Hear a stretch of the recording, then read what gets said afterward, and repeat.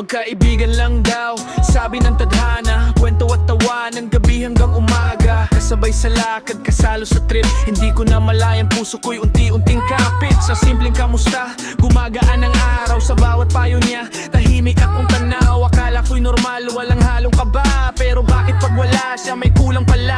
Sa pagitan ng biro at seryosong usap, may titig na biglang hindi ko matakasan. Hindi ko inamin, tinagos ang ngiti. Takot masira ang lahat kung sakali. Kaibigan ng tawag pero puso ang sumisigaw. Sa bawat yakap na ligtas, mas lalo akong nalulunod sa wow. Hindi planado, walang senyas o sign, biglang nahulog sa tamang maling time. Kaibigan ka ng dapat, pero bakit ganito? Sa bawat tawa mo, parang ako ang panalo.